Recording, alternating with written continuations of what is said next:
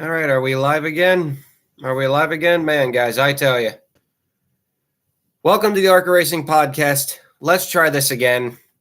There's 2 podcasts in a row. I've had to try to reset this thing a couple of times. Thank you for the people who are still sticking around. For the people who are just joining in, I have been dealing with multiple internet issues lately. I don't know why. Our internet has never had any problems. My live streaming has never had any problems.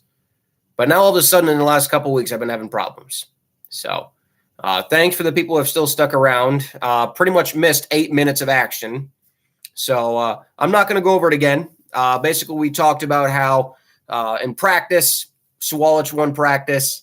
And in qualifying, Jesse Love came back to win. And we basically talked about how in qualifying, it truly is amazing just how much faster both William Sawalich and Jesse Love are than the field. And I haven't seen that in such a long time in this series, where 2 cars consistently every single week are the class of the field. But it just comes down to the fact of, there's no cost cap in the series. You can spend as much money swapping engines, swapping out engines, putting in extreme setups. And that's what these cars are every single week. These cars are set up like crap. Not like bad, like crap, like it's an unbelievable setup compared to everyone else in the field. And nobody can match it. Not even guys like Will Kimmel, who put everything they have into this one race. They still can't match it. So then we get into the race itself. And, Kimmel can hang with the top 2. But over time, as the handling gets worse, you start to see Kimmel fade. And he eventually did get past William Sawalich. It definitely looked like this was a race where William Sawalich was not the class of the field. Jesse Love, he could lead, but he couldn't pull away. So, yeah, this race was very attrition rated. We had our 3 starting parks, the 0 of Nate Moeller. He ran 4 laps. Mike Basham ran 5. Tim Monroe ran 9. And then came some of our actual full race cars running into trouble. After 19 laps, Brad Smith had been smoking pretty heavily with the car. So a legit oil leak took him out of the race. Alex Clubb had yet another engine failure. Poor Alex. He's really gone through a lot of engines in the last couple of races. It's hard, man. When you don't have a replacement motor and you're just trying to fix up the old motor, it's like something new breaks every time. Kevin Hinkle, I'm not sure if a mechanical problem took him out or he was forced to park it. He was parked after 88 laps. The real note of this race was on lap 64, where we had a rare Venturini car cause a yellow. Brent Cruz hit the wall pretty hard in turn 4. Didn't kill the car, but suffered pretty severe damage. He did try to get back out on track, but was considerably off the pace, to the point where I'm kind of shocked they left him out there. He really was not learning anything at the pace he was running. But yeah, and then during this time on one of the restart, we ran 5 laps for the restart, and it was on this run that the 20 and the 18 got together, which sent the 18 of William Sawalich into the wall hard, breaking the right front suspension. Now, thankfully, we only had 5 laps to get to the end of the stage, or as I guess you could call it, stage scheduled break, as they call it. So Sawalich was in pit lane. They're able to fix the car under the pit lane rules. So he got back out on track, but he was 5 laps down. So any chance he had of winning this race was gone. So it looked like, man, Will Kimmel might actually have a shot at this thing. It's just him and the 20 now. They're the class of the field. The 32, the 2, and the 95, they're fast, but they're not. They just don't have the speed to to win. They're fast, but they don't have the speed to win. So they get back going green again, but then unfortunately, after 103 laps, Kimmel pulls off. And poor Will Kimmel, man. He was having one of the best runs of his entire career. Running second, probably had a chance to win. They had a lot better long-run car, and we knew tonight was going to bring some long runs. And unfortunately for Will, they had something in the rear end go bad, and they had to call it quits. So, and the unfortunate part after that is, it pretty much killed the race. I'm going to be honest with you guys. It wasn't the best race after that. Kimmel was the only other car who could even hang with the 20. I mean, the 2 car could kind of, but he fell off hard at the end. And, it's like you say this race isn't much because it really wasn't. I'm not going to lie to you guys. This race wasn't much. We had a lot of attrition in this race. We had the 69 fall out due to a mechanical problem. The 18 got ran to the wall, so he was taken out of the lead. Frankie Muniz, he had electrical problems again, so he was like 60 laps down. We lost a lot of our back markers due to mechanical problems. Guys like Zachary Tinkle, Kevin Hinkle, Alex Clubb, Brad Smith, who were full race cars, went out of the race due to mechanical problems. So you only really had the 20 car out there running qualifying laps every single lap. You had the 2, the 32, and the 15 and 95, and the 18 who were actually running good laps. So you had 6 cars out there running really good lap times. And then you had, kind of the stragglers that were out there to just finish the race and do the best they can. Brayton Laster, Ed Pompa, and John Garrett. The guys who they know they can't win, but they're just out there to do the best they can. Obviously the Hillenberg cars and the Rise Motorsports car, they're not going to win, but they're just trying to do the best that they possibly can. And they still got good finishes, 7th, 8th, and 9th for all of them. But only 9 of our 19 starters finished this race. Salem brought a lot of attrition. And in that last run, Jesse Love was they had no competition. No competition for Jesse Love. An easy win, probably the easiest win of his entire season. Leads all 200 laps, 10 wins for Jesse Love. That ties Ty Gibbs' 2021 season. Now, note, he will not break the record. Tim Steele in the 90s set the record. I believe he had 12 wins in a year. So Jesse Love will not break the record for most wins in one year. So that's probably going to kick him a little bit because we know he probably should have won some other races that he didn't win. But yeah, not a good race. And, you guys know I try to be as positive as I can on here, but we got to call it like we see it. We got to be honest with ourselves. This race was no good. I definitely put this as one of the weaker ARCA races of the year. Would I call it the worst race of the year? That's a tough one. And this is not on Salem. This is not on the track itself. I love Salem. I plan on racing on that track. I will say I plan on racing on that track next year, Sam. It has nothing to do with the track. Sometimes it just happens with these low car count, high attrition races. They just turn into something that's not overly entertaining. I would say, though, I don't think this is the worst race of the season, but I would not put this anywhere good. I would give it 4 or 5 out of 10 max. And I feel like that's being honest. Like I said, that's what happens sometimes on the show. We're not positive. You guys know I try to find the positive in everything, but sometimes on the show, we have to be honest with ourselves. And this race was not very good. It was good until, the 18 and the 69 and a lot of the competitive cars and everyone else just kept falling out of the race. That's just like there was just not much happening there at the end. So Jesse Love wins. By starting this race, he did clinch, like we all predicted. He did clinch the 2023 ARCA Menard Series Drivers Championship. But yeah, like I said, so 9 cars finished, only 3 finished on the lead lap. So like I said, guys, the attrition rate was unbelievable. Christian Rose arguably ran the best race of his entire season, so good for him. I guess there's one positive to take out of it is that Christian Rose and Connor Popplewell got top 5 finishes, so that's a good positive to take out of it. John Garrett and Ed Pompa, they got top 10 finishes, and Brayton Laster got his second top 10 finish. So there's still some positives to come out of it, but overall, definitely not the best. Not the best ARCA race for sure. And thankfully, we had redemption later that night. We will talk about the owners' points and standings when we get to the Toledo portion of the show, but we'll go ahead and talk about the West race now. The West Series at All-American. This was later that night. Thankfully, this race, and we kind of called it on last week's show. I figured that the West Series race at All-American was going to be better than the main series race at Salem, just because the West Series seems to have more of an even playing field. They really seem to have a more even playing field with the parts. Really, it's kind of in the 15 car of, like I said, Venturini, they have just better setups and better engines. than a lot of the West Series field does. That's why they've dominated a lot of this year. But what they did not count on was the badassery of Caden Honeycutt. And that's why I said I picked him on last week's show. Caden Honeycutt was my pick for this race because I'm like, man, if there's one guy who can outrun a Venturini car, even if his car is not as good, and you could tell throughout this race, it was not as good as the 15 car. The 15 car, without a doubt, was the best car, but what won Caden Honeycutt this race, and what, spoiler alert, he won, was his experience. Now, in this race, we had 19 entries.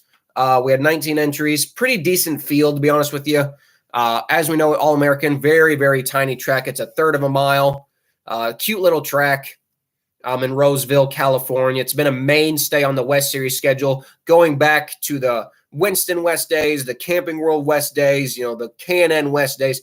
Long-term track on the schedule, so great place to go. Like I said, we had Caden Honeycutt in the 17 after Landon Lewis took his leave of absence. Sean Hingorani, of course, in the 15. Tanner Ripe. Joey East, he returns to Naki Kluwer Motorsports as Bradley Erickson went to the 23, a new team that he is financially involved with. We also have some new debuts. We had Jalen Mack. He finally showed up to a race. It was good to see him. He was driving the second Nascimento car, even though they were forced to start and park. They were not planning to start and park. They were forced to due to a mechanical problem. Mack Motorsports was kind enough to reach out to me and tell me that they were not planning on start and park. They just kind of had to due to a problem that they had suffered in practice. Obviously, they did not want to do it. But yeah, solid entry list. Tyler Rife, he was fast in practice. Again, he was my underdog pick. Caden Honeycutt was my main pick. And unsurprisingly, Caden Honeycutt was fastest in practice. Eric Nascimento was a surprising one. He was second fastest in practice. Tyler Rife was third. Trevor Huddleston was fourth. Sean Hingorani, kind of playing to the theme that we see out of Venturini in a lot of these races. Venturini's never really been the strongest in practice. It's always noticed that Venturini goes harder in qualifying than they do harder in qualifying than they do in practice. So it's like we saw Hingorani push it in qualifying than we actually saw in practice for sure. 18 cars of the 19 did take a lap, and it really just goes to show you how close the field is. The entire field was within 0.7 of a second of each other, even going all the way down to RJ Smotherman and David Smith, who are usually the two of the slower cars. Pretty evenly sized field. For qualifying, Caden Honeycutt was out-qualified by Tyler Rife. He won the pole. So Tyler Rife wins the pole again. Great for Todd Souza's team as they're running two cars, which I'm surprised on their budget they're able to do. One car that did not take a lap in either practice or qualifying was the 55 of Jake Bowman. He was scheduled to drive the car, but he did not take a practice lap nor a qualifying lap and wouldn't even drive the car in the actual race. Rod Nealand, who's done start and parks and road course races in the past, who's a crew member for a West Series team, did a start and park for that car just to make sure they at least got some money out of it, But yeah, Tyler Rife was on the pole. Caden Honeycutt was second. Tanner Rife was third. Probably the most competitive we've seen that 16 car be since they went to Chevrolet. Trevor Huddleston was fourth, and Buddy Shepard was fifth. Again, Sean Hingorani, not qualifying overly very good, so it looked like he might actually be beat this weekend. Race got going, and almost immediately we had problems. Literally 4 laps into the race, we had 2 cars pull off. Like I said, the 21 of Jalen Mack, but that was not planned. But they had a suspension. They had a legit part failure in the car that they were forced to start and park. And, of course, Rod Nealand, he started and parked after 3 laps. And, yes, I love in the chat. Look, Takuma Koga, his sponsor for the race was legitimately Laundry. That was his sponsor. I love the fact that his sponsor is just called Laundry. Probably the best ARCA sponsor of the year, to be honest with you, outside of Victoria's Secret. But literally, we had one of our last West Series championship contenders fall out almost immediately. The 50 car of Trevor Huddleston, within 8 laps of the race, went into the infield and the car shut off. They pushed it back to the garage. Didn't quite find out what happened to the car. But that pretty much, I would say right there, secures the championship for Sean Hingorani. Pretty much all he has to do is finish top 5 in the final 3 races of the year, and he will be your champion. So it does suck that we will not have a championship battle in the West Series division, at least in the driver's side. We still got the Owners' Championship, obviously. But as for the Drivers' Championships, it looks like Venturini will win the West Series and the Main Series Drivers' Championships. Sorry, guys. But it looks like the Owners' Championships are still up for grabs. And as we know, the Owners' Championships in the ARCA Series, that's where the money comes from. Drivers' Championships don't pay much, if at all. The Owners' Championships are where the money comes in this series. So that'll be fun. Like I said, those 2 cars pulled off early. We had Kyle Keller. He pulled off, unfortunately. He brought out a yellow. He pulled off after 7 didn't necessarily pull off. They had a legit rear end problem. I think a rear gear went out on the car. So that took us down to 16 cars. But even through the 16 cars, man, lots of competitive racing. Caden Honeycutt took the lead on lap 4 from Tyler Reif, but man, was it close battling. Lap after lap, the 13, 17, 16, and 15 were bumping the living crap out of each other. I mean, that's what you do at a track like this. You had the 3 and the 5. Like I said, everybody was so even. Like legitimately, anyone in the top 6 of this race could have won. This was a race, as much as it's about moving someone out of the way. This track really is about track position. You don't need the best driving car for a track like this. You just need the track position. So a guy who could have won this race if he was riding in 6th place, if you don't get it right away, it's kind of hard to pass. You got to necessarily move him out of the way, and that's what a track like this warrants. And that's why we see so many yellows. In total, we saw, I think, like 6 or 7 yellows. Poor Takuma Koga and Nick Jonides, they were involved in like 3 accidents. Thankfully, Takuma got the free pass a couple times. It was probably the most competitive race we saw David Smith in. Old 70-plus-year-old David Smith, he only went 1 lap down. And on pure pace, he was actually, like I said, quite competitive. So that was fun to see. Poor Tyler Reif, it's just kind of been the story of his season ever since he went to the 13 team. They qualify good, they run well, and they just can't seal the deal. He finished 3 laps down after an on-track incident. He had to go to the pits. Bradley Erickson, he spun out, stalled the car. He couldn't get going again. He went 3 laps down. It came down to the end. We had a 16-lap run to the end. I was really worried. I was really worried that Caden was going to get moved out of the way by Sean, because we know we've seen Sean race like that in the past. And, he could get there, but Caden Honeycutt, he knew what he was doing. Caden would run the outside lane so Sean Higuerani could get there, but by the time he would get there, Honeycutt was already off the corner. He was already off the corner. So,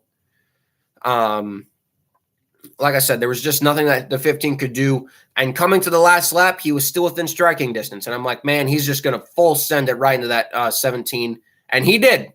In the second to last corner, coming to the checkered flag in 3 and 4, you could see the 15 absolutely send it into that last corner. But he was just a little too far away. Had he been closer, the 17 would have been absolutely junked. There's no doubt in my mind. There was no way that 15 car was making that corner without dumping that 17. But nope, Caden Honeycutt wins. He dominates this race. He wins in his series debut. Very impressive. And hey, just want to say, it's a little kind of a kick to Landon Lewis for the 17 team, saying, you left us. We just went out and won that race. So it's a little bit of a redemption for the 17 team in a way. With Landon Lewis leaving, really wonder where Landon Lewis is going to land. Like I said, you're taking a chance on yourself. I know he's got Team Hornaday development behind him, but I'm just really shocked he didn't finish this year. There's only 4 races left anyway. In his words, he didn't like the 17 car. It went out there and dominated. So I don't know what Landon does next, but the 17 team wins this one over the 15 car. Tanner Reif, he probably ran one of the more competitive races that the 16 team has run, 3rd. Joey East, in a nice return to Naki Kluwer, gets 4th. And Todd Souza gets a nice top 5 finish. So good for him.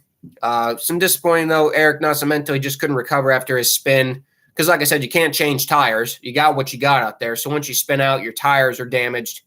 He can only recover to 7th. Takuma Koga, he got a top 10. That's always good. And guys like Tyler Reif and Bradley Erickson, the attrition rate was just too much for them to make up. So as we look at the West Series point standings, overall, like I said, before we get to the point standings, I thought the race was very good, much, much better than the Salem race. Still not perfect. I would give it a solid 7 out of 10, 7, 8 out of 10. But yeah, the race was good. Race was good, definitely better. The race of the weekend for sure. The West Series standings look like this, and like I said, the driver standings are all but done at this point. Sean Hingorani's got a 37-point lead over both Trevor Huddleston and Tyler Reif. So the Drivers' Championship, I would say, is all but locked up unless Sean has major problems in the last couple races. Unless he has a major problem. So which really sucks for Trevor Huddleston, because you thought maybe if they played their cards right, they might actually have a shot at this thing, but it just wasn't meant to be. On the bright side, though, once the final guys get ahead of Landon Lewis in the point standings, that'll move Takuma Koga and David Smith into the top 10. So that's a bonus right there.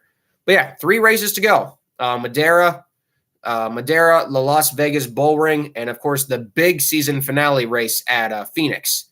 So I guess something can still go wrong. You never know, but it looks like Sean Hingorani will win the West Series Drivers' Championship unless something absolutely insane happens, which can happen in the West Series. You never know, but it's unlikely. The Owners' Championship is still up for grabs. By winning this race, the 17 team is back in the lead for the West Series Owners' Championship. So for Venturini, man, they got a 5-point lead. 5-point lead for the 17 team. For Venturini, they love those Owners' Championships. You know, they love those drivers' titles, but they love those Owners' Championships because that's where, like I said, that's where the money comes from in the ARCA series. So, like I said, expect the battle between the 17. If the 17 team was smart, they would just keep Caden Honeycutt in that car for the rest of the year. There's only 3 races left anyway, so keep Caden in that 17 car. He should be able to go toe-to-toe easily with the 15 the rest of the year. So the Owners' Championship in the West Series is going to be fun. It's funny how the Owners' Championships in this series are always more entertaining than the Drivers' titles. Like all 3 Owners' Championships in the East, West, and main divisions have been more entertaining than the Drivers' titles. It's kind of funny how that happens sometimes.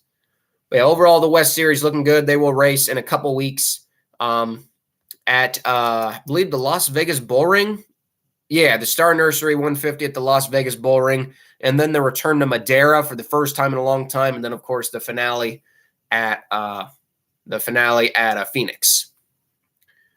So those were the 2 races that happened this past weekend. We now get to the season finale for the main division. Yes, the ARCA Menards Series. It is the last race of their tour for 2023.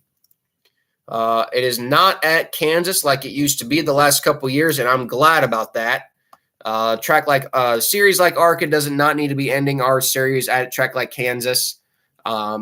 It's just not made for the ARCA series. Short tracks are where the series are supposed to be, especially for championship deciding races. Like I said, we know Jesse Love is your driver's champion. We know that for sure, but the owner's title, that is what is up for grabs. The problems that Sawalich and them had, the 18 team is at a disadvantage coming into this race. 14 points. Precious points were lost. So the 18 team, man, they are going to have to get aggressive. They are going to have to get aggressive in this race if they want to win the Owners' Championship. They did win the E-Series title. They did win the E-Series Owners' title. So they did get some money coming in, but you know that they want that Owners' Championship. I mean, you saw how aggressive Sammy Smith got last year. He moved the 20 completely out of the way with 3 laps to go just to make sure the 18 won that Owners' title. But in this one, he's going to have to get way more aggressive. We haven't seen William Sawalich race dirty. But I'm telling you guys, after what we saw at Salem, I expect that 20 – I don't think that 20 car is going to finish. I don't think Jesse Love is going to finish Toledo. I don't. I can tell you right now, I really don't expect him to finish. Our entry list for Toledo is as follows. I will say it is kind of disappointing compared to last year. Last year, we had 24 cars. This year, we only got 18. A considerable downgrade for sure. But you know what? It's okay. It's okay. It happens. We do have a lot less teams than last year, but man, I just expected a little bit more for our finale race. The 2 of Andres Perez de Lara, the 10 of Tim Monroe, Daryl Basham. Yes, Daryl Basham. That Daryl Basham, 6 decades now in ARCA. He'll be in the 11. Stephanie Moyer in the 12. Mamba Smith, Dylan Smith will be in the 15 for Venturini. So that'll be cool to see Dylan driving in the main division again. William Sawalich, of course, in the 18. Jesse Love in the 20. Sean Hingorani is in the 25 this week. Of course, Frankie Muniz in the 30. Rita Goulet in the 31. Christian Rose in the 32. Tony Cosentino, they're back for the finale. So good to see them back. Don't know if they had the sponsorship necessarily to do this. I'm sure they're probably just coming back because it's the finale race. So why not? Of course, Brad Smith in the 48. Mason Ludwig in the Jeff Spraker entry. He's kind of a oddball entry in the 63. John Garrett in the 66. Andy Jankowiak in the 73. And, of course, Alex Clubb in the 03 and Nate Moeller in the 06. So definitely not the strongest entry list compared to last year, which is kind of sad, like I said. But, I mean, that's just kind of the nature of the beast in this series. I do wish the finale race would pay better. I'm kind of shocked that the finale race doesn't have more bonuses than it should. I mean, I think the finale race for this series should at minimum pay $25,000. The fact that it still only pays about $12,000 is ridiculous, in my personal opinion. But yeah, 18 cars. 18 cars. Lots of starting parks. I think the cars that'll probably start in park will be the 06, the 11, and the 10. I think Brad's going to try to go the whole distance. Depending on motor, Alex Clubb will probably go the whole distance. Rita, she'll attempt the whole distance. Yeah, just a lot of, and like I said, a lot of stragglers, but a lot of full race cars. Obviously, I can tell you right now, even though there's some heavy hitters out there, it wouldn't shock me if the 18 and the 20 wrecked themselves out of the race. Because, we could, I mean, there's a good chance we could see a Ricky Stenhouse, Scott Speed level incident in this race for sure. So it wouldn't shock me because, like I said, desperate times call for desperate measures. Joe Gibbs Racing did not spend all this money with William Sawalich this year. I mean, the amount of money that they spend on ARCA is kind of funny in some way, but they spend a lot of money on this series. They didn't come all this way to finish second in the Owners' Championship and not get that maximum amount of money. And same for Venturini. They don't spend all this money all year with 4 cars to not win this Owners' Championship. So I predict that it's going to get ugly. I really do. I predict that it's going to get quite ugly. I think we're going to see some carnage. It wouldn't shock me if we see Billy Venturini in another fight. That's always entertaining. I love Billy. I love Big Bill. I love Billy. I don't want them to get into a fight, but it could happen depending on how they race each other on track. But it's 14 points, guys. So in the ARCA series, 14-point difference is really from 1st to 10th. So if they do want to win this championship, the 18 is going to have to do something early. Because I'm telling you, he can't just, be in front of the 20. If the 20 finishes second, I mean, there's nothing the 18 can do about that. There's something the 18 is going to have to do something to try to win this Owners' Championship. I can't just see the 18 going out there, beating the 20. The 20 finishes second, but wins the Owners' Championship anyway. It's like, I get it. You beat him, but you didn't win the Owners' Championship. And that's why I'm kind of shocked we didn't see like an 81 car entered to try to help win the Owners' title. I mean, Sawalich is out there on his own. Venturini's got 3 cars entered. They got the 15, of course, and the 25. Now, I don't expect Dylan Smith to be, a wrecking ball. He knows what he's doing. But maybe that's why the 25 is out there. We know Sean Hingorani is kind of a wrecking ball, so maybe he'll be out there to try to stop the 18. We don't know. But all I know is it's going to be a crazy race. It's going to be on, I think, FS1 or FS2, one of those channels at what time is it going to be again? At 3:30 my time, 4:30 p.m. Eastern. So yeah, I would highly tune into this one, guys. I think it's going to get ugly. It's going to be it's going to be ugly. What will change going into next year? Oh, and we'll talk about that in a little bit. Sorry, guys. I forgot to give my picks. My pick for the race, I'm picking William Sawalich. I think he's the easy pick for this one. There is no doubt in my mind that Joe Gibbs is going to go absolutely hammer for this race. He is going to be my pick. We do know that William Sawalich is also running. This is not his last race of the year. William Sawalich will be running the ARCA finale race at Phoenix in the West Division. I don't think he's scheduled to be at the Bull Ring, though. He's not scheduled to be at Madera or the Bull Ring, but he will be at Phoenix. So this is not William's last race. This is not Jesse Love's last race either. Jesse Love will probably also be in that race at Phoenix. So this rivalry could still continue theoretically, like Sammy and Jesse's did last year. So, but my pick is William Sawalich. I think it's going to get ugly between the two of them. Overall, though, I think the rest of the field's kind of weak. Like I said, this is not the best field for a finale, and I'll be honest, I'm a little disappointed. But we have seen a lot of full-time teams go out this year. Like I said, the 35, he was scheduled to be here. There were some guys that were going to run this race that just couldn't come up with the funding. It's kind of been the story of this season, man. We had some strong fields, but we've also seen some sad fields. And that's kind of been the nature of this series the last couple of years. It's not a dig. It's not a dig at this series. It's just being honest about the series. You know, it's got its good moments and it's got its bad moments. And it does kind of suck to see the finale race have such a small field because Toledo's a fun track. Toledo is a very fun track to race on. It's a very fun track to watch on TV. And it's provided a lot of great memories for the ARCA Menard series. Some really, really great memories. And I just wish we could get the field size to put on the show that this series deserves. I really do wish we could. So, but we got what we got. I still think it's going to be an okay race. I still think it's going to be an okay race. Like I said, first place pays about $12,000. Second is about $6,000. It looks like third. All Sports Pass podcast. Hi, guys. Then third place looks to pay about $5,000 or $6,000. So it's going to be a fun race. Overall, I do hope we get a William Sawalich diecast or a Jesse Love diecast. You know, I know Junior's been trying to get a lot of Cars Tour diecasts made. Man, we need more ARCA cars made. I mean, be honest, for people watching the show, would you buy a Jesse Love ARCA diecast or would you buy a William Sawalich ARCA diecast? I mean, I would. I love William Sawalich's paint scheme. I like the way that Jesse Love's car looks. I'd buy a diecast. So, like I said, I would love a William Sawalich diecast. I mean, I got a William Sawalich shirt, but I would love to see more ARCA diecasts. I'm shocked we don't get more. I really am. We have a lot of great teams in the series.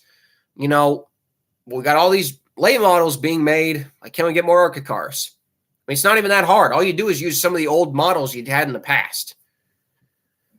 So it's going to be a fun race. My pick is William Sawalich. My dark horse pick, we will go with Andy J. You know, Andy Jankowiak is always aggressive on these races, so I'll pick Andy J as my underdog and William Sawalich as my main pick. Jesse Love is your driver's champion, but I don't think he's going to win the owner's championship somehow, some way. I think the 18 team is going to win the owner's title yet again.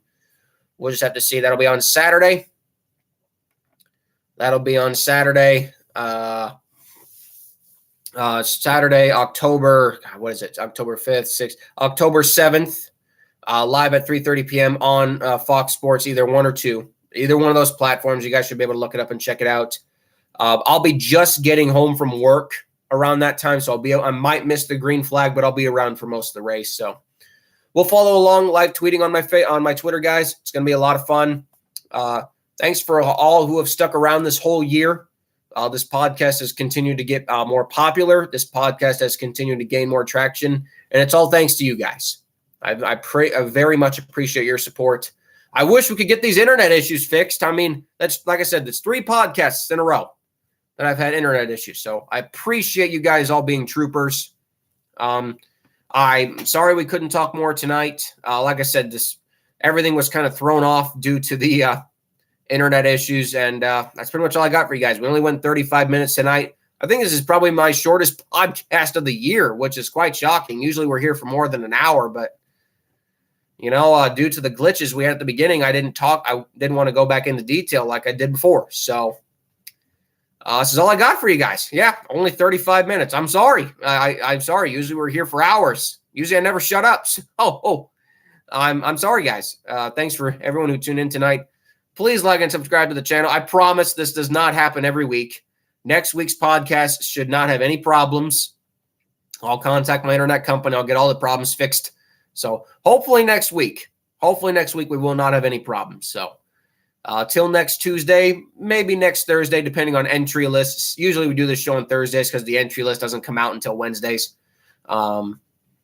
But then next Thursday, we will do a review of this show and preview the next upcoming ARCA West race. So tune into next week where we will talk about the finale race, and we might end up talking about a fight. Who knows? Who knows what's going to happen? So till next time, guys, I give you the goodbye salute. I wish this podcast could have been better for y'all tonight, but I still thank you for tuning in anyway.